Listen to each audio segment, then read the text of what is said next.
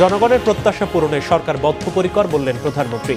সরকারি দপ্তরে জনগণকে সম্মানের সাথে দ্রুত হয়রানিমুক্ত সেবা নিশ্চিতে জেলা প্রশাসকদের প্রতি আহ্বান। 6 জুন থেকে মাঠ পর্যায়ে সেনা প্রত্যাহার শুরু। স্বরাষ্ট্র মন্ত্রণালয়ের কোর কমিটির সভায় সিদ্ধান্ত, কার্যক্রম শুরু হবে দূরবর্তী জেলা থেকে। প্রতিবেশীর সাথে স্থিতিশীল সম্পর্ক চায় সরকার, জানালেন মির্জা ফখরুল। সীমান্তে নজরদারি জোরদার হয়েছে স্বরাষ্ট্রমন্ত্রীর তথ্য। সাম্প্রদায়িকতার ঝুঁকির শঙ্কা বিশেষজ্ঞদের। পশ্চিমবঙ্গে নতুন সরকারের শপথ শনিবার, শেষ হচ্ছে মমতা অধ্যায়। কলকাতায় অমিত শাহ, থামছে না নির্বাচন পরবর্তী সহিংসতা, নিহত 4।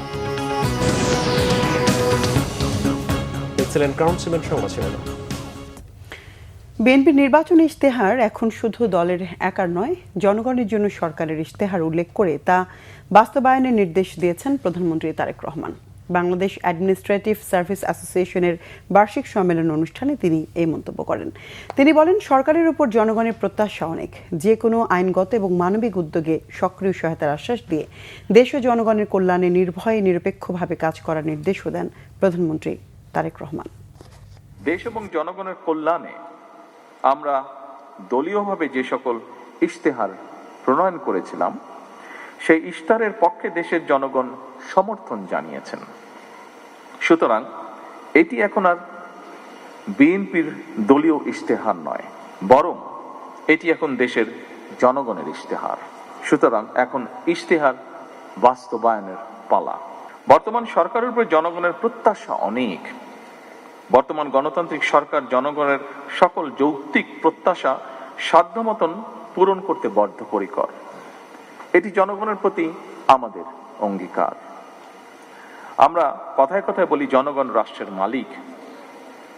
জনগণ যদি সত্যি রাষ্ট্রের মালিক হয়, তাহলে এই মালিক অর্থাৎ সেবা গ্রহীতা যারা, তারা যখন অফিস আদালতে তাদের সমস্যা নিয়ে যান, তারা যেন আপনাদের সেবায় কিছুটা হলেও রাষ্ট্রের মালিকানা অনুভব করতে পারেন, সেটি নিশ্চিত করা কিন্তু আপনাদের দায়িত্বের একটি অংশ বলে আমি মনে করি। প্রধানমন্ত্রী তারেক রহমান আগামী 16 মে চাঁদপুর এবং 25 মে ফেনী যাবেন বলে জানিয়েছেন পানি সম্পদ মন্ত্রী মোহাম্মদ শহীদুদ্দিন চৌধুরী অ্যানি।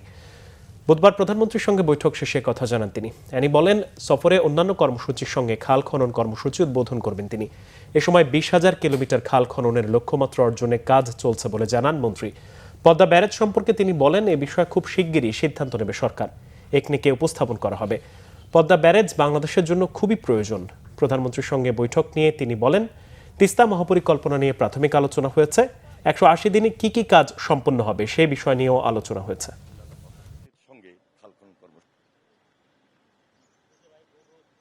যেহেতু বর্ষাকাল প্রায় চলে এসেছে, হয়তো আমরা এই মে মাস পর্যন্ত এই কর্মসূচি কন্টিনিউ করতে পারবো। বর্ষা শেষে আবার আগামী নভেম্বর, ডিসেম্বর, জানুয়ারির দিকে আমরা এই খাল খনন কর্মসূচি আমরা কন্টিনিউ করব। এর মধ্যেই এই মে মাসে মাননীয় প্রধানমন্ত্রী 2টা জেলা যাচ্ছেন, সেটা হলো চাঁদপুর এবং ফেনী। ফেনীতে যাবেন 25 মে এবং চাঁদপুর যাচ্ছেন 16 মে। এবং অন্যান্য কর্মসূচির সঙ্গে খাল খনন কর্মসূচিও ওনার কর্মসূচির অন্তর্ভুক্ত রয়েছে। শিক্ষামন্ত্রী ডক্টর আনাম এহসানুল হক মিলন বলেছেন, দেশে পারিবারিক ও ধর্মীয় মূল্যবোধের যে অবক্ষয় ঘটেছে তা রোধে কার্যকর উদ্যোগ নেওয়া প্রয়োজন। তিনি জানান, কিভাবে নীতিগতভাবে এসব মূল্যবোধ উন্নত করা যায় সে বিষয়ে সরকারের পক্ষ থেকে আলোচনা চলছে। সচিবালয়ে প্রধানমন্ত্রীর সঙ্গে বৈঠক শেষে সাংবাদিকদের কাছে তিনি এসব কথা বলেন। শিক্ষামন্ত্রী আরও জানান, সারা দেশের 8ম থেকে দ্বাদশ শ্রেণী এবং স্নাতক পর্যায়ে বিএনসিসি কার্যক্রম সম্প্রসারণ করা হবে। নিরক্ষরতা দূর করা এবং জাতীয় দুর্যোগ মোকাবেলায় বিএনসিসির ভূমিকা আরও জোরদার করার বিষয়ে বৈঠকে বিস্তারিত আলোচনা হয়েছে। তিনি বলেন, সরকার এমন একটি শিক্ষা ব্যবস্থা গড়ে তুলতে চায় যেখানে লার্নিং উইথ হ্যাপিনেস সংস্কৃতি প্রতিষ্ঠিত হবে। অ্যাজ এ হোল আমাদেরকে ভ্যালুস, রিলিজিয়াস ভ্যালুস, সোসাইটির ভ্যালুস, ফ্যামিলি ভ্যালুস, এটাকে আপহোল্ড করার জন্য আজকের মূলত এই পলিসি ডিসকাশন হয়েছে। সেটাই আমরা করছি। সারা দেশে বিএনসিসি গড়ে তোলা আমাদের জন্য অত্যন্ত প্রয়োজনীয়। Is a second defence line. এই ব্যাপারে আমরা ছেলেদেরকে কিভাবে আমরা কন্ট্রিবিউট করতে পারি নিরক্ষরতা দূরীকরণের জন্য, সোসাইটিতে যে কোনো দুর্যোগের সময় এই বিএনসিকে রিস্ট্রেংথেন করার জন্য আজকে আমরা একটা মিটিংয়ে বসছিলাম। পলিসিগত ডিসকাশন হয়েছে এবং এটাকে আমরা অ্যাড্রেস করব। ডিজিটাল বাস্তবতায় গণমাধ্যম ইকোসিস্টেম গড়ে তোলার কথা জানিয়েছেন তথ্য ও সম্প্রচার মন্ত্রী জহিরুদ্দিন স্বপন। ডিসি সম্মেলনের বিকেলের অধিবেশনে তিনি কথা বলেন। তথ্যমন্ত্রী বলেন, দেশের গণমাধ্যম এখনও অ্যানালগ কাঠামোতে আটকে আছে, সেখানে পরিবর্তন আনা দরকার বলে মন্তব্য করেন তিনি। বলেন, অপতথ্য মোকাবিলা, সাংবাদিকদের মানোন্নয়ন ও চাকরির নিশ্চয়তা তৈরি সহ সমন্বিত পদক্ষেপ নেবে সরকার। এ সময় তথ্য উপদেষ্টা বলেন, বর্তমান সরকার আগের মতো কোনো তথ্য আড়াল বা গোপন করার নীতিতে বিশ্বাসী নয়। বলেন, অতীতের সরকারগুলোর আমল থেকে চলে আসা তথ্য গোপন করার প্রবণতাকে আর প্রশ্রয় দেয়া হবে না। জানান, অবাধ তথ্য প্রবাহ নিশ্চিতে এবং জনগণের তথ্য অধিকার সমুন্নত রাখতে শিগগিরই একটি নতুন তথ্য কমিশন গঠন করা হবে।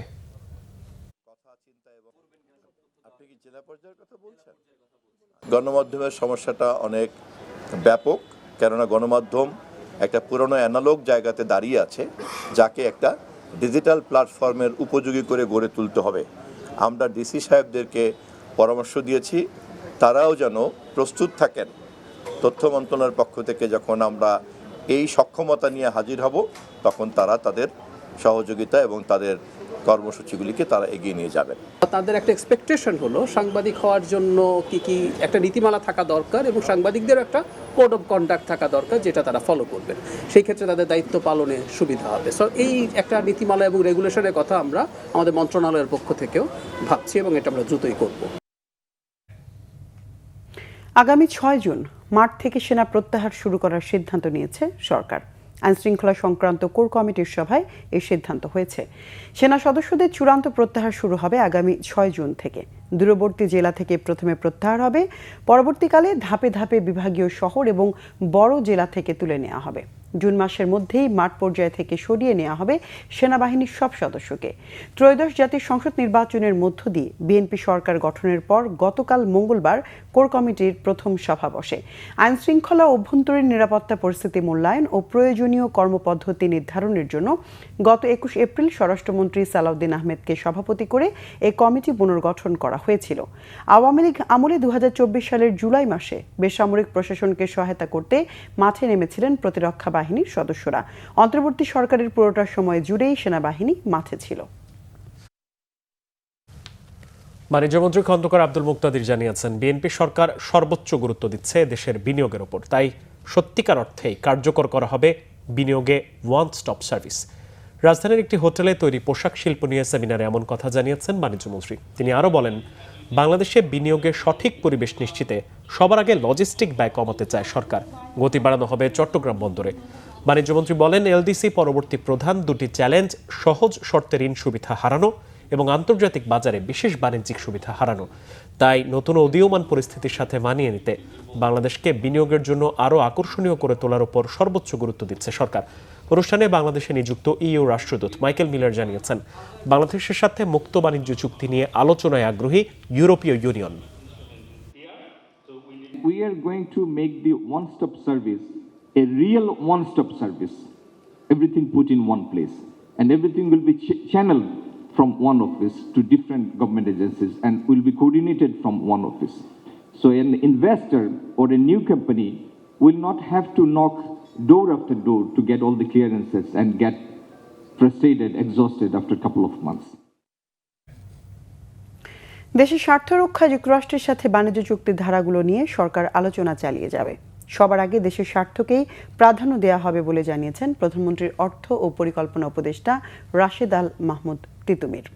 সকালে সচিবালয়ে যুক্তরাষ্ট্রের দক্ষিণ ও মধ্য এশিয়া বিষয়ক সহকারী বাণিজ্য প্রতিনিধি ব্রেন্ডন লিঞ্চের নেতৃত্বে একটি প্রতিনিধি দলের সাথে বৈঠক শেষে সাংবাদিকদের কথা বলেন তিনি।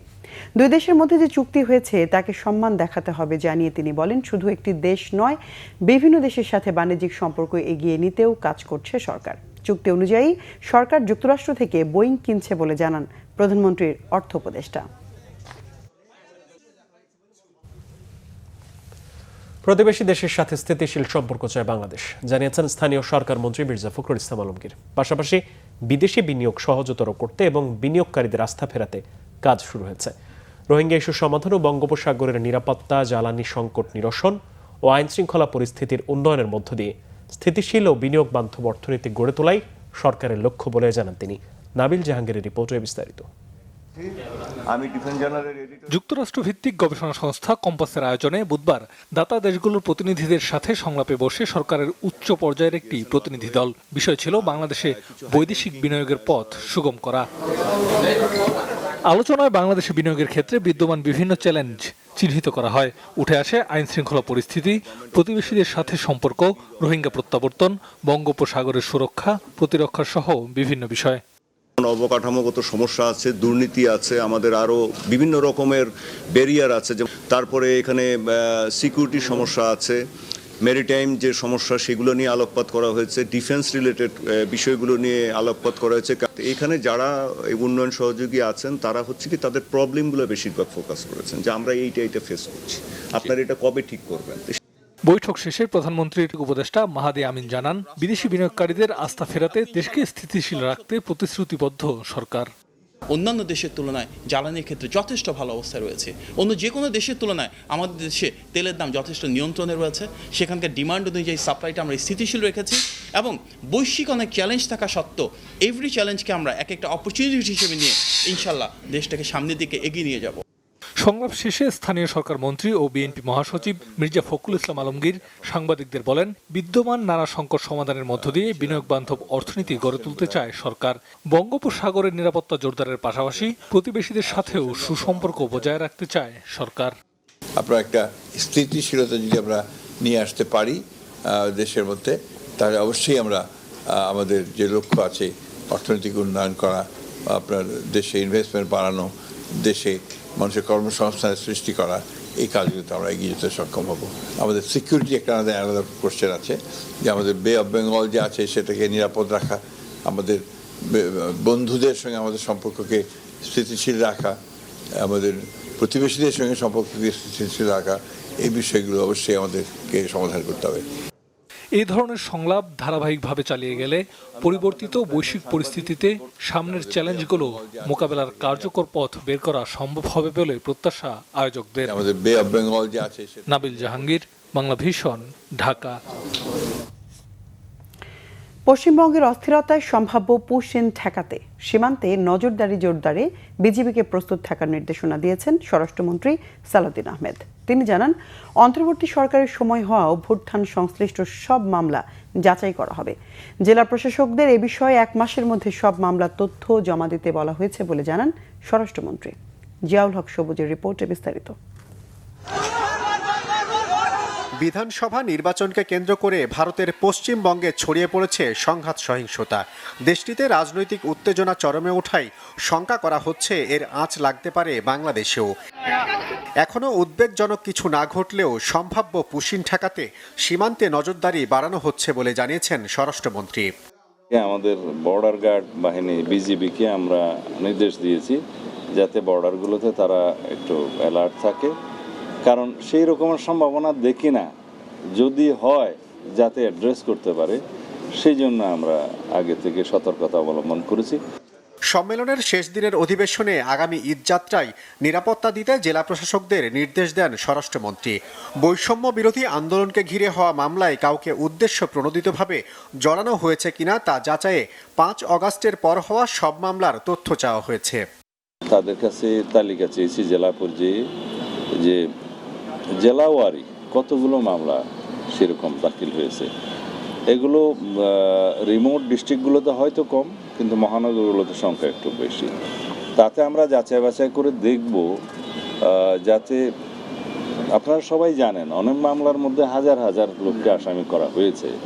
সেগুলো আমরা যাচাই বাছাই করে দেখব সত্যিকার অর্থে প্রকৃত আসামি কারা, সেটা আইইউ তদন্ত কর্মকর্তাগণ এটা তদন্ত করে দেখবেন এবং যাতে স্বল্প সময়ের ভিতরে সেটা ডিসপোজ অফ করতে পারে তদন্ত, সেটা দেখবেন। আর যাদেরকে উদ্দেশ্যপ্রণোদিতভাবে মামলায় অন্তর্ভুক্ত করা হয়েছে তাদেরকে যাতে নিষ্কৃতি দেয়, সেই সুপারিশটা আমরা করেছি। তবে এটা আইনানুগভাবেই হবে। আরেক অধিবেশনে জেলা প্রশাসকদের এখন থেকে কোনো খেলার মাঠ, মেলা বা প্রদর্শনীর জন্য বরাদ্দ না দেওয়ার নির্দেশনা দেন যুব ও ক্রীড়া প্রতিমন্ত্রী। সামাজিক নিরাপত্তা বেষ্টনীর আওতায় দেয়া সরকারের সুবিধার স্বচ্ছতা নিশ্চিতে তাগিদ দেন মহিলা, শিশু ও সমাজ কল্যাণ প্রতিমন্ত্রী ফারজানা শারমিন। আমাদের সেবাগুলো এই পর্যন্ত পৌঁছে দেওয়ার জন্য তারা যেন ইমপ্লিমেন্টেশন পর্যায়ে ভালো মতো কাজ করেন, ওখানকার প্রবলেমসগুলো আমাদের পর্যন্ত আসার জন্য যেন সকল ধরনের দুর্নীতিমুক্ত তারা থাকতে পারেন। আরেক অধিবেশনে পরিবেশ দূষণ রোধে ডিসিদের প্রয়োজনীয় নির্দেশনা দেন পরিবেশ, বন ও জলবায়ু মন্ত্রী আব্দুল আল মিন্টু। সে ব্যাপারে কার্যকর ভূমিকা রাখার জন্য আমরা সহযোগিতা দেব। জিয়াউল হক সবুজ, বাংলা ভিশন, ঢাকা। পশ্চিমবঙ্গে মমতা ব্যানার্জির বিদায় এবং রাজ্য সরকারে বিজেপির আগমনে সাম্প্রদায়িকতার ঝুঁকি বৃদ্ধির শঙ্কা প্রকাশ করেছেন বিশেষজ্ঞরা। অন্যদিকে রাজ্যে বিজেপি সরকার থাকায় তিস্তা সহ অভিন্ন নদীর পানি বন্টন নিয়ে আলোচনায় সুবিধার সম্ভাবনা দেখছেন তারা। তবে বিশেষজ্ঞদের মতে বাংলাদেশ ভারত সম্পর্কে এগিয়ে নেওয়া নির্ভর করছে বোঝাপড়া ও কূটনৈতিক চেষ্টার উপর। রকুনুজ্জামানের রিপোর্ট। পশ্চিমবঙ্গের নির্বাচনে ঘটে গেল ভোট বিপ্লব। দীর্ঘ 15 বছর পর অবসান হলো মমতা ব্যানার্জির শাসনের। পশ্চিমবঙ্গের রাজ্য সরকারের ক্ষমতা অবশেষে গেল গেরুয়া শিবিরের দখলে। বাংলাদেশের পার্শ্ববর্তী ভারতের এই রাজ্যে ক্ষমতার পরিবর্তন দুদেশের সম্পর্কের ক্ষেত্রে কী ধরনের প্রভাব ফেলবে তা নিয়ে মিশ্র প্রতিক্রিয়া জানাচ্ছেন বিশেষজ্ঞরা। এখন যদি ধর্মটা প্রসঙ্গ এসে যায় এই দুইটা দেশ মানে জায়গাতেই, পশ্চিমবাংলাতে এবং বাংলাদেশেও, তাহলে এটা তো প্রভাব পড়বে আর কি। যেমন আমাদের দেশেও দেখা যাচ্ছিল যে ধর্মীয় উগ্রবাদ বলেন বা যেভাবেই আপনি ব্যাখ্যা করেন না কেন, যে অতিরিক্ত ভারত বিরোধিতাও আমাদের দেশে হয়েছে। এটাকে অনেকে বলা হচ্ছে যে পশ্চিমবঙ্গের এই নির্বাচনটায় হয়তো সে প্রভাবটা পড়েছে। ঠিক একইভাবে ভারতের পক্ষ থেকে বিশেষ করে এই বিজেপি যারা করেন, এই শুভেন্দু, এই নির্বাচন বাংলাদেশের নির্বাচনের আগে গত 5ই আগস্টের 24 সালের 5ই আগস্টের যে আন্দোলনের পর তারা যে ভাষায় কথা বলেছেন বাংলাদেশের বিরুদ্ধে, আরেকটা হতে পারে সীমান্ত সমস্যা দেখা দিতে পারে, যে হয়তো ওই যেটা বললাম যে পুশিন কিছু করতে পারে এবং ওখানে যত্রতত্র বাংলাদেশিদেরকে বা অন্যদেরকে আমাদেরকে হেনস্থা করতে পারে, আমাদের ট্যুরিস্টদেরকে। এরকম কিছু খবর তো আমরা আগেও পাচ্ছিলাম সীমান্ত এলাকায়। এই পরিবর্তনটা বাংলাদেশের জন্য একটা আশার জায়গা যেরকম আছে, আবার এখানে চ্যালেঞ্জও আছে। আশার জায়গাটা হচ্ছে আপনি যদি দেখেন যে যখনই তিস্তা পানি বন্টন চুক্তি কিংবা আলোচনা হতো, তখন মমতা বন্দ্যোপাধ্যায় কেন্দ্রীয় সরকারের সঙ্গে একটা বৈপরীত্য অবস্থান নিত। অভিন্ন নদীর পানি বন্টনের বিরোধিতাকারী মমতার বিদায় পানি বন্টন ইস্যুতে ইতিবাচক হলেও দুদেশের সম্পর্কের উত্থান পতনের মধ্য দিয়ে ক্রান্তিকাল অতিক্রম করছে বলে মনে করছেন তারা। সম্পর্কের অগ্রগতি নির্ভর করছে পারস্পরিক বোঝাপড়া ও কূটনৈতিক প্রচেষ্টার উপর। বাংলাদেশের সঙ্গে পুরো সম্পর্কহীন ছিল একটা বেশ 5 আগস্টের পরবর্তী সময়টা। এর আগে ছিল একচেটিয়া বাংলাদেশের স্বার্থ বিকিয়ে দিয়ে এক ধরনের এক পেশে সম্পর্ক। ফলে এই যে এক পেশে সম্পর্ক হওয়া কিংবা আপনার এই সম্পর্কহীন হওয়া, এর চেয়ে সুস্থ ধারার সম্পর্কটা হচ্ছে একটা উইন উইন সম্পর্ক থাকা, একটা ব্যালেন্সের মধ্য দিয়ে সম্পর্কটা থাকা। জিনিস মনে রাখা দরকার, আমরা হচ্ছে ভারত দ্বারা পরিবেষ্টিত 3 দিকে। আমরা একটা ছোট দেশ, আমরা একটা মানে খরগোশের মতো, আর ভারত হচ্ছে একটা হাতির মতো, অনেক বড় দেশ। তা আমরা কতটুকুই আর করতে পারবো? আমাদের এখান থেকে যদি চিৎকার চেঁচামেচিও করে, এটা তো ভারতের অত ক্ষতি হয় না, কিন্তু তারা যখন একটা তাদের রাষ্ট্রীয় পর্যায় থেকে বলে, তাদের সরকারি পর্যায় থেকে বলে, তাদের মিডিয়াতে বলে, তার সেটা একটা বড় প্রভাব হয়। তবে বিশেষজ্ঞদের মতে আওয়ামী লীগ সরকারের আমলে ভারতের সাথে নতজানু সম্পর্ক বা অন্তর্বর্তী সরকারের সময় দুদেশের সম্পর্কচ্ছেদ কোনোটাই ভারত বাংলাদেশ কারো জন্যই শুভকর নয়। তেমনি দুদেশের ভবিষ্যৎ সম্পর্ক উন্নয়ন নির্ভর করছে পারস্পরিক সম্মান ও ভারসাম্যপূর্ণ সম্পর্কের উপর। রকুনুজ্জামান, বাংলা ভিশন, ঢাকা। আন্তর্জাতিক প্রসঙ্গ। আসছে 9 মে শনিবার রবীন্দ্র জয়ন্তীতে ভারতের পশ্চিমবঙ্গের নতুন সরকার শপথ নেবে বলে জানিয়েছেন বিজেপির রাজ্য সভাপতি শ্রমিক ভট্টাচার্য। বর্তমান বিধানসভার মেয়াদ বুধবার রাত 12টার পর শেষ হতে চলেছে। এদিকে বিজেপির ভূমিধস জয়ের পাল্টাপাল্টি সহিংসতা থামছেই না। এ পর্যন্ত নিহত হয়েছেন অন্তত 4 জন। রাজ্যের নতুন মুখ্যমন্ত্রীর বিষয়ে সিদ্ধান্ত নিতে পশ্চিমবঙ্গে এসেছেন বিজেপির শীর্ষ নেতা কেন্দ্রীয় স্বরাষ্ট্রমন্ত্রী অমিত শাহ। সোমবার ফলাফল ঘোষণার পর শুরু হয় বিজেপি আর তৃণমূল কংগ্রেস নেতাকর্মীদের সংঘর্ষ। জলপাইগুড়ি, হুগলি, কৃষ্ণনগর, ভাঙড়, বারুইপুর সহ বিভিন্ন এলাকায় ভাঙচুর, অগ্নিসংযোগ, দখল হয়েছে তৃণমূলের কার্যালয়। বীরভূমে সন্তোষপুর গ্রামে বিজেপির কর্মী সমর্থকরা আবির শেখ নামে দলীয় কর্মীকে কুপিয়ে হত্যার অভিযোগ তুলেছে তৃণমূল। হাওড়ার উদয়নারায়ণপুরে বিজেপি কর্মী যাদব বরকে পিটিয়ে হত্যার অভিযোগ উঠেছে তৃণমূলের বিরুদ্ধে। বিজেপি আর তৃণমূল কর্মীদের মধ্যে গোলাগুলি হয়েছে মুর্শিদাবাদের ডোমকলে। উত্তর পশ্চিম পরগনার একাধিক এলাকায় দুই পক্ষের সংঘর্ষ আর গোলাগুলি হয়েছে। এ সময় গুলিবিদ্ধ হন ন্যাজট থানার ওসি ভারত প্রসন্ন। গুলিতে আহত হয়েছে এক কনস্টেবল। সোমবার যাদবপুরে লেনিনের মূর্তিতে গেরুয়া আবির ছেটানোর পরদিন মুর্শিদাবাদের জিয়াগঞ্জে গুড়িয়ে দেয়া হয়েছে লেনিনের একটি আবক্ষ মূর্তি। মধ্য কলকাতায় নিউ মার্কেটের কাছে মাংসের দোকান ভাঙতে নেওয়া হয় বুলডোজার। এ সময় নীরব ভূমিকায় ছিল পুলিশ। এদিকে পশ্চিমবঙ্গে বিজেপি পরিষদীয় দলনেতা বাছাইয়ের দায়িত্ব পেয়েছেন অমিত শাহ। দলীয় বিজ্ঞপ্তিতে জানানো হয়েছে মঙ্গলবার রাতে পশ্চিমবঙ্গ সফরে যান তিনি। পশ্চিমবঙ্গের নয়া মুখ্যমন্ত্রী কে হচ্ছেন তা নিয়ে এখনও জল্পনা কল্পনা চলছেই। রাজ্যটির মুখ্যমন্ত্রী হওয়ার দৌড়ে এগিয়ে আছেন শুভেন্দু অধিকারী। দেশে হাম আক্রান্তের সংখ্যা কিছুটা কমলেও উদ্বেগ বাড়াচ্ছে হাম পরবর্তী জটিলতা। বিশেষ করে নিউমোনিয়া সহ নানা সংক্রমণে গুরুতর অসুস্থ হয়ে হাসপাতালে ভর্তি হচ্ছে শিশুরা। চিকিৎসকরা বলছেন ডেঙ্গুর চেয়েও অনেক ক্ষেত্রে হাম এখন বেশি ঝুঁকিপূর্ণ হয়ে উঠছে। এদিকে গত 24 ঘন্টায় হাম ও উপসর্গে আরও 7 শিশুর মৃত্যু হয়েছে। নতুন করে আক্রান্ত হয়েছে রেকর্ড 1654 জন। হাম প্রতিরোধে 15 লাখ এমআর ডোজ টিকা দেশে এসেছে বলে জানিয়েছেন স্বাস্থ্যমন্ত্রী। মিসবাহ রহমানের রিপোর্ট। হাম ও হাম পরবর্তী জটিলতায় আক্রান্ত শিশুর সংখ্যা এখনও উদ্বেগ বাড়াচ্ছে। যদিও নতুন করে হাম আক্রান্তর হার কিছুটা কমেছে, তবে সুস্থ হওয়ার পরেই নানা জটিলতা নিয়ে হাসপাতালে ভর্তি হচ্ছে শিশুরা। হাম থেকে সেরে ওঠার পরও অনেক শিশুরই শ্বাসকষ্ট, নিউমোনিয়া কমছে না। সন্তানদের এমন কষ্টে অসহায় বোধ করেন মা বাবারা। ঠান্ডা, জ্বর, নিউমোনিয়া থেকে এরকম হাম রোগে জটিলতা ভুগছিল আমার ছেলে। হাম গোড়া গোড়া লাল দাগ হয়ে গেছিল, মুখ দিয়ে কিছু খাইতে পারতো, মুখের ভিতরে ঘা হয়ে গেছে। তারপর আবার নিউমোনিয়া ছিল, শ্বাস উঠতো। আমার ছেলেটা ডবল নিউমোনিয়া হয়েছে, মানে হামের পরে ডবল নিউমোনিয়া হওয়ার পরে শ্বাসকষ্ট এত পরিমাণ, মানে আপনার 5 লিটার পর্যন্ত অক্সিজেন দেওয়া লাগছে। বিশেষজ্ঞরা বলছেন ভ্যাকসিন দেওয়ার পরে হামে নতুন আক্রান্তের সংখ্যা কমে গেছে। তবে হাম পরবর্তী রোগে সংক্রমিত হয়ে যেসব শিশু ভর্তি হচ্ছে তাদের চিকিৎসায় লাগছে দীর্ঘ সময়। যে বাচ্চাগুলা অলরেডি এখানে এফেক্টেড হয়ে গেছে মিজলস, সেইগুলি এখানে যেগুলো ভর্তি আছে নিউমোনিয়া, এগুলো কিন্তু লং টার্ম লাগতেছে। অনেক সময় 2 সপ্তাহ, 3 সপ্তাহ, 4 সপ্তাহ যাবত এখানে ভর্তি আছে, কারণ বায়োলেটারাল ইনফেকশন হয়ে লাংসের যে ড্যামেজ হয়ে গেছে এগুলো রিপেয়ার করতে কিন্তু অনেক সময় লেগে যাচ্ছে। ঝুঁকির দিক থেকে হাম অনেক ক্ষেত্রে ডেঙ্গুর চেয়েও মারাত্মক হয়ে উঠেছে বলে জানিয়েছেন এই চিকিৎসক। ডেঙ্গুতে দেখা গেল আমাদের প্রতি বছরে আমাদের হাসপাতালে 1 বা 2 জনের মৃত্যু হয় না, কিন্তু এবার হামে কিন্তু আমাদের ক্যাজুয়ালিটি অনেক বেশি। আমাদের শিশু হাসপাতালে গত 3 মাসে অফিসিয়ালি প্রায় 22 জনের মৃত্যু হয়েছে। এদিকে হাম প্রতিরোধে 15 লাখ এমএস ডোজ টিকা দেশে এসেছে জানিয়ে স্বাস্থ্যমন্ত্রী বলেন আগামী 10 মে আরও 1.8 কোটি ডোজ ভ্যাকসিন দেশে আসবে। 419 কোটি 600 কোটি টাকা অব্যয়িত ছিল, ওই টাকাটা আমরা এডিবির সাহায্যে রিলিজ করে তড়িৎ গতিতে আমরা ইউনিসেফের মাধ্যমে অ্যাডভান্স পেমেন্ট দিয়ে আমরা নিয়েছি, এই ভ্যাকসিনগুলো নিয়েছি। তার মধ্যে শর্টেজ ছিল, হোয়াট উই ডিড, এটা আসলে আমাদের সকলের এটা আমাদের অহংকার এবং আমাদের এক্সপার্টাইজ। আমরা গ্যাবিকে অনুরোধ করে অ্যাডভান্স ডেলিভারি নিয়ে নিয়েছি ওদের কাছে। Subsequently now we are going to replace them. সামনে ডেঙ্গুর প্রকোপ বৃদ্ধি পেলে একসঙ্গে 2 ব্যাধি শিশুদের জন্য আরও ভয়াবহ হতে পারে বলে সংখ্যা বিশেষজ্ঞদের। মিসবাহ রহমান, বাংলা ভিশন, ঢাকা। কোরবানির হাটে কোনো ধরনের চাঁদাবাজি করতে দেওয়া হবে না বলে হুঁশিয়ার করেছেন পল্লী উন্নয়ন ও সমবায় প্রতিমন্ত্রী মীর শাহে আলম। গাবতলী গরুর হাটের ব্যবস্থাপনা উন্নয়ন এবং বাস টার্মিনালে প্রবেশের নতুন সড়ক নির্মাণ কাজের অগ্রগতি পরিদর্শন শেষে তিনি এই হুঁশিয়ারি দেন।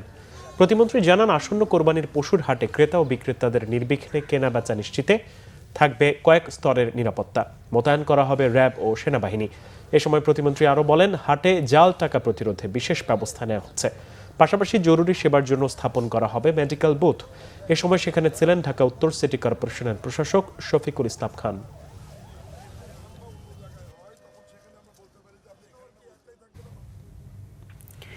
মুক্তিযুদ্ধ বাংলাদেশের অস্তিত্ব ও পরিচয়ের ভিত্তি, এটি কোনো ব্যক্তি বা দলের নয়, সমগ্র জাতির সম্পদ বলেছেন মুক্তিযুদ্ধ বিষয়ক প্রতিমন্ত্রী ইশরাক হোসেন। মুন্সিগঞ্জের গজারিয়া উপজেলা মুক্তিযোদ্ধা কমান্ডারের উদ্যোগে গজারিয়া উপজেলা মুক্তিযোদ্ধা কমপ্লেক্স পরিদর্শন ও মতবিনিময় সভায় তিনি এসব কথা বলেন। স্বাধীনতার ঘোষণার প্রসঙ্গে প্রতিমন্ত্রী ইশরাক হোসেন বলেন, শহীদ রাষ্ট্রপতি জিয়াউর রহমানের অবদান যথাযথভাবে স্বীকৃতি পাওয়া উচিত। মুক্তিযুদ্ধের বিরোধী শক্তির প্রসঙ্গ টেনে তিনি বলেন, ৭১-এ যারা স্বাধীনতার বিরোধিতা করেছে, দেশের মানুষের বিরুদ্ধে অস্ত্র ধরেছে এবং হানাদার বাহিনীকে সহযোগিতা করেছে, তারা ইতিহাসের বিচারে চিহ্নিত। প্রতিমন্ত্রী বলেন, এসব শক্তি বিভিন্ন সময় বিভাজন তৈরির অপচেষ্টা চালিয়েছে এবং মুক্তিযুদ্ধের চেতনাকে দুর্বল করার চেষ্টা করেছে। ২০২৪ সালের ছাত্র জনতার আন্দোলনের প্রসঙ্গ টেনে ইশরাক হোসেন বলেন, এই আন্দোলনকে মুক্তিযুদ্ধের ধারাবাহিকতা হিসেবে দেখা গেলেও দুটির মধ্যে তুলনা করা যায় না। ফ্যাসিবাদী আওয়ামী লীগ সরকার ক্ষমতায় আসার পর থেকে তারা মুক্তিযুদ্ধকে একক সম্পত্তি বানিয়েছে এবং এর পুরো কৃতিত্ব তারা অন্যায়ভাবে মিথ্যা ইতিহাস উপস্থাপন করে সেই দাবিদার তারা হতে চেয়েছে এবং সেটির মাধ্যমে তারা যে গুম, খুন, হত্যা, লুটপাট, অর্থ পাচার, ৩-৪টা ভুয়া নির্বাচনের মাধ্যমে জনগণের ভোটের অধিকার কেড়ে নেওয়া সহ চাঁদাবাজি, সন্ত্রাস, মাদক, হেন কোনো অপকর্ম নাই যেটি তারা করেন নাই এবং সব কিছুকে জায়েজ করার জন্য তারা বারে বারে মুক্তিযুদ্ধের চেতনা, মুক্তিযুদ্ধকে বিক্রি করেছে। মুক্তিযুদ্ধ বিষয়ক প্রতিমন্ত্রী ইশরাক হোসেনকে ঢাকা দক্ষিণ সিটি কর্পোরেশনের মেয়র প্রার্থী করার দাবি জানিয়েছেন ঢাকা আইনজীবী সমিতির সাবেক সভাপতি অ্যাডভোকেট মহসিন মিয়া। বুধবার মুন্সিগঞ্জে এক মতবিনিময় সভায় তিনি এই দাবি জানান। আজকে আমরা বিনীতভাবে আমাদের তিনজনেই, তার মধ্যে বেশি ডাইনামিক হলো আজকাল কামরুজ্জামান রতন, সে যুদ্ধ যেমন করছে ইউনিভার্সিটিতে, এই ব্যাপারে এই অ্যাডমিনিস্ট্রেটর এবং বাকি দুইজন এমপিকে নিয়ে আপনারা তারা যুদ্ধ করে, এই জিনিসটা আমরা চাই। আমরা এটা আমাদের পাওনা, সাথে প্রধানের ছেলে হিসাবে এই মেয়র তাকে নমিনেশন দিতে হবে। এই জন্য আন্দোলন যা কিছু করতে হয় এটা করব এবং ঢাকা আমরা কয়েক হাজার বিক্রমপুরে আইনজীবী আছে, আমরা সেখানে মিটিং করা দরকার করব। সাইবার অপরাধ দমন, ভুয়া তথ্য প্রতিরোধ আর আর্থিক প্রতারণা রোধে কার্যকর আইন প্রয়োজন বলে মনে করেন বিশ্লেষকরা। বুধবার বিকেলে গুলশানে এ বিষয়ে এক আলোচনায় তারা এমন মন্তব্য করেন। এতে সরকার, সিভিল সোসাইটি, গণমাধ্যম, শিক্ষাবিদ, আইন প্রয়োগকারী সংস্থা, বেসরকারি খাত এবং আন্তর্জাতিক প্রতিষ্ঠানের প্রতিনিধিরা অংশ নেন।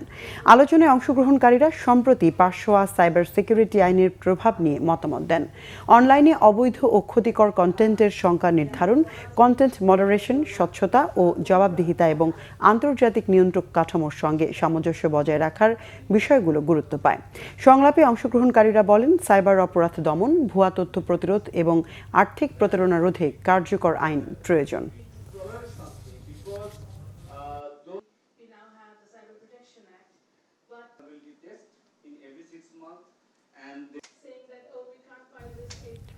প্রকৌশল সংস্থাগুলোর শীর্ষ পদে প্রকৌশলীদের নিয়োগ, শূন্য পদে পদোন্নতি ও পদায়ন নিশ্চিত, বিভিন্ন প্রকৌশল সংস্থাকে বিসিএস ক্যাডারের আওতাভুক্ত ও বিভিন্ন উন্নয়ন প্রকল্পে প্রকৌশলীদের প্রজেক্ট ডিরেক্টর হিসেবে নিয়োগের দাবি জানিয়েছে পেশাজীবী সংগঠন ইঞ্জিনিয়ার্স ইনস্টিটিউশন বাংলাদেশ আইইবি। বুধবার রাজধানীর রমনায় আইইবির অডিটোরিয়ামে সংগঠনটির ৭৮তম প্রতিষ্ঠাবার্ষিকী উপলক্ষে গণমাধ্যম ব্যক্তিত্বদের সাথে মতবিনিময় সভায় এসব দাবি তুলে ধরা হয়। আইইবির সাধারণ সম্পাদক সাব্বির মোস্তফা খান জানান, বৃহস্পতিবার সকালে রমনা সদর দপ্তরের প্রতিষ্ঠাবার্ষিকীর উদ্বোধন করা হবে। এছাড়া দেশের 18টি কেন্দ্র, 34টি উপকেন্দ্র সহ 14টি ওভারসিজ চ্যাপ্টারে পালন করা হবে বিভিন্ন কর্মসূচি। সভায় দেশের প্রিন্ট ও ইলেকট্রনিক মিডিয়ার প্রতিনিধিরা আইইবির কার্যক্রম সম্পর্কে নিজেদের মতামত ও পর্যবেক্ষণ তুলে ধরেন।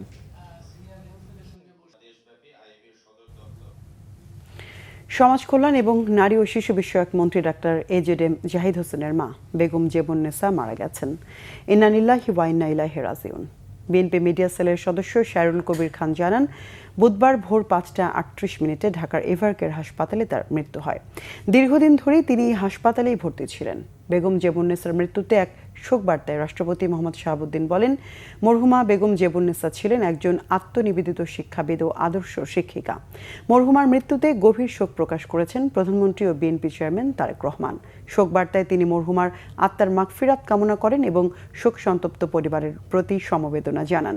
এছাড়াও বিএনপির মহাসচিব মির্জা ফখরুল ইসলাম আলমগীর, বিরোধী দলীয় নেতা ডাক্তার শফিকুর রহমান সহ বিভিন্ন রাজনৈতিক নেতা শোক প্রকাশ করেছেন। এবার আরো কিছু খবর নিয়ে দেখুন একটি ডেস্ক রিপোর্ট।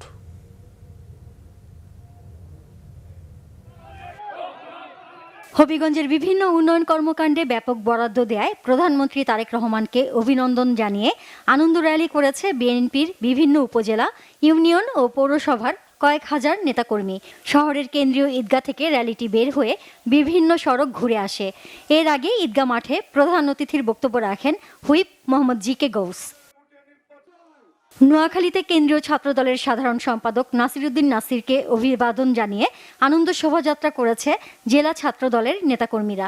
শহরের শহীদ ভুলো স্টেডিয়াম থেকে শুরু হয়ে শোভাযাত্রাটি জেলা শহর মাইজদির প্রধান সড়ক ঘুরে আসে। নবগঠিত জেলা ছাত্রদলের সভাপতি NBS রাসেল ও সাধারণ সম্পাদক জিয়াউর রহমান রাহানের নেতৃত্বে এতে কয়েক হাজার নেতাকর্মী অংশ নেয়। পরে জেলা স্কুলের সামনে হয় সংক্ষিপ্ত সমাবেশ। প্রেসিডেন্সি ইউনিভার্সিটিতে আনুষ্ঠানিকভাবে উদ্বোধন করা হয়েছে অ্যাডমিশন ফেস্ট সামার 2026। নতুন শিক্ষাবর্ষে ভর্তিচ্ছুত শিক্ষার্থীদের জন্য আয়োজিত এই মাসব্যাপী উৎসবটি বিশ্ববিদ্যালয় প্রাঙ্গণে এক প্রাণবন্ত ও উৎসবমুখর পরিবেশ সৃষ্টি করেছে। অ্যাডমিশন ফেস্টের উদ্বোধন করেন প্রধান অতিথি ইউনিভার্সিটির উপাচার্য প্রফেসর ডক্টর মোহাম্মদ আব্দুল মান্নান চৌধুরী। এ সময় বিশ্ববিদ্যালয়ের বোর্ড অব ট্রাস্টিজের principal adviser professor doctor Mohammad Anwarul Kabir, registrar Mohammad Sakir Hossain ও স্কুল অব ইঞ্জিনিয়ারিং-এর dean professor doctor Shahidul Islam Khan সহ বিভিন্ন বিভাগের চেয়ারম্যান, শিক্ষক শিক্ষিকা, কর্মকর্তা কর্মচারী এবং শিক্ষার্থীরা উপস্থিত ছিলেন। অ্যাডমিশন ফেস্ট সামার 2026 উপলক্ষে শিক্ষার্থীদের জন্য রয়েছে ভর্তি ফিতে 75% ছাড় এবং টিউশন ফিতে 10% স্পেশাল স্কলারশিপ সহ মেধার ভিত্তিতে শতভাগ পর্যন্ত স্কলারশিপের সুযোগ। ডাক জীবন বীমার প্রিমিয়াম বা কিস্তি জমা দিতে এখন থেকে আর সশরীরে ডাকঘরে গিয়ে লাইনে দাঁড়াতে হবে না। গ্রাহকরা ঘরে বসেই মোবাইল আর্থিক সেবা নগদের মাধ্যমে এই টাকা জমা দিতে পারবেন।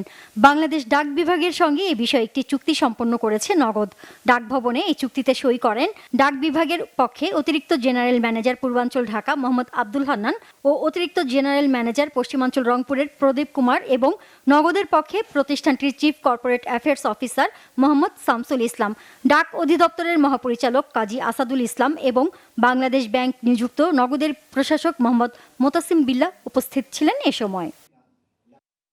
বাংলাদেশ জাতীয় ফুটবল দল ও ইংলিশ ক্লাব লেস্টার সিটির জনপ্রিয় ফুটবলার হামজা চৌধুরীকে নিজেদের ব্র্যান্ড অ্যাম্বাসেডর ঘোষণা করেছে দেশের অন্যতম শীর্ষস্থানীয় ফুড ও grocery delivery app Foodi. Renaissance Dhaka Gulshan হোটেলে এক আনুষ্ঠানিক চুক্তিসই অনুষ্ঠানের মধ্য দিয়ে এই পার্টনারশিপ চূড়ান্ত হয়, যা বাংলাদেশের নিজস্ব ফুড ও গ্রোসারি ডেলিভারি প্ল্যাটফর্ম হিসেবে ফুডির জন্য একটি গুরুত্বপূর্ণ মাইলফলক। ফুডির পক্ষ থেকে প্রতিষ্ঠানটির CEO Shahnawaz Mannan, director Mohammad আলওয়াসি এবং অন্যান্য ঊর্ধ্বতন কর্মকর্তারা উপস্থিত ছিলেন। ব্র্যান্ড অ্যাম্বাসেডর হিসেবে হামজা ফুডির বিভিন্ন প্রচারমূলক কার্যক্রমে অংশ নেবেন এবং সারা বাংলাদেশে ফুডির ব্র্যান্ড পরিচিতি আরও বিস্তৃত করতে ভূমিকা রাখবেন। হামজা চৌধুরীর সাথে এই পার্টনারশিপ ফুডির সামনের যাত্রাকে আরও গতিশীল করবে এবং ব্র্যান্ডটিকে দেশের ঘরে ঘরে আরও বেশি পরিচিত করে তুলবে আশাবাদ প্রতিষ্ঠানটির। বাজেটে বিড়ি শিল্পে শুল্ক বৃদ্ধি না করা, নিম্নস্তরের সিগারেটের মূল্য বৃদ্ধি করা সহ 5 দফা দাবিতে মানববন্ধন হয়েছে রংপুরে। উত্তরাঞ্চলের বিড়ি শ্রমিক ইউনিয়নের আয়োজনে জেলা প্রশাসক কার্যালয়ের সামনে এই কর্মসূচি পালন করেন তারা। পরে জেলা প্রশাসক মোহাম্মদ রুহুল আমিনের মাধ্যমে প্রধানমন্ত্রী বরাবর 5 দফা দাবি সম্বলিত স্মারকলিপি দেন শ্রমিকরা। Bangla Vision news desk. Hormuz প্রণালীতে যুক্তরাষ্ট্রের নতুন অভিযান প্রজেক্ট ফ্রিডম সাময়িক স্থগিতের ঘোষণা দিয়েছেন মার্কিন প্রেসিডেন্ট ডোনাল্ড ট্রাম্প। যুদ্ধ শুরুর পর দুই পক্ষ এই প্রথম একটি চুক্তির খুব কাছাকাছি পৌঁছেছে বলে জানিয়েছে মধ্যস্থতাকারী পাকিস্তান। তবে যুক্তরাষ্ট্রের সাথে আংশিক নয়, একটি পূর্ণাঙ্গ ও বাস্তবসম্মত চুক্তি করতে চায় বলে জানিয়েছেন ইরানের পররাষ্ট্রমন্ত্রী। সঞ্জিদা ইসলাম তন্নির ডেস্ক রিপোর্ট। 24 ঘন্টার মধ্যে আবারও নিজের অবস্থান বদলালো যুক্তরাষ্ট্র। একদিন আগে আমেরিকান সেনাবাহিনীর সেন্ট্রাল কমান্ড সেন্টকম জানিয়েছিল হরমুজ প্রণালীতে অবরুদ্ধ আন্তর্জাতিক জাহাজগুলোকে মুক্ত করার অভিযান প্রজেক্ট ফ্রিডম কেবল শুরু হয়েছে। কিন্তু তার পরের দিনই অভিযানটি সাময়িকভাবে স্থগিত ঘোষণা করেছেন খোদ মার্কিন প্রেসিডেন্ট ডোনাল্ড ট্রাম্প। শুধু তাই নয়, গেল 28 ফেব্রুয়ারি ইরানের বিরুদ্ধে অপারেশন এপিক ফিউরি নামে যে সামরিক অভিযান শুরু করেছিল যুক্তরাষ্ট্র, তারও আনুষ্ঠানিক সমাপ্তির ঘোষণা দিয়েছেন মার্কিন পররাষ্ট্রমন্ত্রী মার্কো রুবিও। একদিন আগেই প্রজেক্ট ফ্রিডমের আওতাধীন মার্কিন নৌযানগুলোতে কোনো ধরনের হামলা হলে বিশ্ব মানচিত্র থেকে ইরানের নাম মুছে ফেলার হুমকি দেয়া ডোনাল্ড ট্রাম্প কেন অভিযানটি সাময়িকভাবে থামিয়ে দিলেন? কোনো ধরনের চুক্তি ছাড়াই ইরানের বিরুদ্ধে সামরিক অভিযান শেষ করার ঘোষণাই বা কেন দিলেন মার্কিন পররাষ্ট্রমন্ত্রী? তবে কি যুদ্ধ শেষ? ইরানের কাছে কি হার মেনে নিল বিশ্ব মোড়ল খ্যাত যুক্তরাষ্ট্র? প্রজেক্ট ফ্রিডম সাময়িক স্থগিত করলেও হরমুজ প্রণালীতে বহাল থাকবে মার্কিন নৌ অবরোধ। ইরানের কাছে বারবার নাস্তানাবুদ হলেও পরাজয় মানতে নারাজ মার্কিন প্রেসিডেন্ট ডোনাল্ড ট্রাম্প। সামাজিক মাধ্যমের এক পোস্টে জানিয়েছেন, পাকিস্তান ও অন্যান্য দেশের অনুরোধে এবং ইরানের সাথে একটি চুক্তির বিষয়ে অগ্রগতি হওয়ায় কিছুদিনের জন্য সাময়িক বন্ধ থাকবে প্রজেক্ট ফ্রিডম। তবে হরমুজ প্রণালীতে ইরানের নৌযানগুলোর ওপর মার্কিন নিষেধাজ্ঞা বহাল থাকবে। এ সময় হরমুজ প্রণালী পুরোপুরি সচল করতে ইরানের সাথে একটি চুক্তিতে পৌঁছানোর চেষ্টা করবেন বলেও জানান ট্রাম্প। তবে শান্তি আলোচনার অগ্রগতি হচ্ছে দাবি করলেও সাদা পতাকা উড়িয়ে ইরানকে আত্মসমর্পণ করার আহ্বানও জানিয়েছেন ট্রাম্প। আর ইরানের বিরুদ্ধে অপারেশন এপিক ফিউরি আনুষ্ঠানিকভাবে শেষ হয়েছে বলে যে ঘোষণা দিয়েছেন মার্কিন পররাষ্ট্রমন্ত্রী, তা মূলত যুদ্ধ চালিয়ে যেতে মার্কিন কংগ্রেসের হস্তক্ষেপ এড়িয়ে যাওয়ার একটি কৌশল মাত্র। আমেরিকান ওয়ার পাওয়ার রেজুলেশন আইন অনুযায়ী প্রেসিডেন্ট কংগ্রেসের আনুষ্ঠানিক অনুমোদন ছাড়া সর্বোচ্চ 60 দিন বা 2 মাস পর্যন্ত সামরিক অভিযান চালাতে পারেন, যা এরই মধ্যে পার হয়ে গেছে। এরপরেও ইরানের ওপর হামলা চালিয়ে যেতে হলে কংগ্রেসের অনুমতি নিতে হবে ট্রাম্পকে। এই বাধ্যবাধকতা এড়াতেই গেল শুক্রবার অপারেশন এপিক ফিউরি শেষ হওয়ার ঘোষণা দিয়েছিল হোয়াইট হাউস। তবে মার্কিন পররাষ্ট্রমন্ত্রীর দাবি, ইরানের বিরুদ্ধে অভিযানে যুক্তরাষ্ট্রের সকল লক্ষ্য পূরণ হওয়ায় অভিযান শেষ করা হয়েছে। মাঠের লড়াইয়ে কিংবা আলোচনার টেবিলে ইরানের কাছে বারবার লেজে গোবরে হয়ে মার্কিন প্রেসিডেন্ট একের পর এক আজগুবি দাবি করলেও নিজের অবস্থানে সবসময় অনড় ইরান। ডোনাল্ড ট্রাম্পের দেয়া আত্মসমর্পণের প্রস্তাব প্রত্যাখ্যান করেছেন ইরানের প্রেসিডেন্ট মাসুদ পেজেশকিয়ান। সাফ জানিয়েছেন, ইরানকে চাপে ফেলে আত্মসমর্পণে বাধ্য করা যাবে না। ইরান কোনো আংশিক সমঝোতা নয়, যুক্তরাষ্ট্রের সাথে একটি পূর্ণাঙ্গ ও বাস্তবসম্মত চুক্তি করতে চায় বলে জানিয়েছেন চীন সফরে থাকা ইরানি পররাষ্ট্রমন্ত্রী আব্বাস আরাকচি। এরই মধ্যে হরমুজ প্রণালীতে মার্কিন হস্তক্ষেপ ঠেকাতে তেহরানের নয়া বন্দোবস্ত অঞ্চলটিতে ধীরে ধীরে আমেরিকান প্রভাব কমিয়ে আনবে বলেও আশা প্রকাশ করেছেন দেশটির পার্লামেন্টের স্পিকার বাগের গালিবাফ।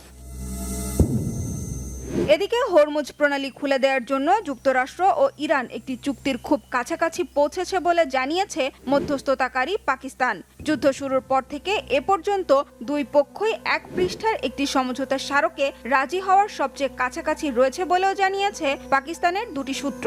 শেষ পর্যন্ত চূড়ান্ত সমঝোতা হবে কিনা সে সন্দেহ অবশ্য রয়েই গেছে। তবে চুক্তি হোক বা না হোক, আপাতত যুদ্ধ বন্ধ থাকবে। মার্কো রুবিওর এমন ঘোষণায় কিছুটা স্বস্তি ফিরেছে গোটা বিশ্বে। সানজিদা ইসলাম তন্নি, বাংলা ভিশন নিউজ ডেস্ক। সংবাদ শেষ করব। ক্রাউন সিমেন্ট শিরোনামগুলো আরেকবার জানিয়ে, জনগণের প্রত্যাশা পূরণে সরকার বদ্ধপরিকর বললেন প্রধানমন্ত্রী। সরকারি দপ্তরে জনগণকে সম্মানের সাথে দ্রুত ও হয়রানিমুক্ত সেবা নিশ্চিতে জেলা প্রশাসকদের প্রতি আহ্বান। 6 জুন থেকে মাঠ পর্যায়ে সেনা প্রত্যাহার শুরু, স্বরাষ্ট্র মন্ত্রণালয়ের কোর কমিটির সভায় সিদ্ধান্ত। কার্যক্রম শুরু হবে দূরবর্তী জেলা থেকে। প্রতিবেশীর সাথে স্থিতিশীল সম্পর্ক চায় সরকার, জানালেন মির্জা ফখরুল। সীমান্তে নজরদারি জোরদার হয়েছে, স্বরাষ্ট্রমন্ত্রীর তথ্য। সাম্প্রদায়িকতার ঝুঁকির শঙ্কা বিশেষজ্ঞদের। পশ্চিমবঙ্গে নতুন সরকারের শপথ শনিবার, শেষ হচ্ছে মমতা অধ্যায়। কলকাতায় অমিত শাহ, থামছে না নির্বাচন পরবর্তী সহিংসতা, নিহত 4। দর্শক, এই ছিল এখনকার মতো। পরবর্তী সংবাদ রাত 1টায় দেখার আমন্ত্রণ রইল। এছাড়া বাংলা ভিশন সংবাদ ও সংবাদ সংশ্লিষ্ট অনুষ্ঠান দেখতে ভিজিট করুন www.bvnews24.com ও facebook.com/banglavisionnews এবং সাবস্ক্রাইব করুন youtube.com/banglavisionnews। শুভরাত্রি।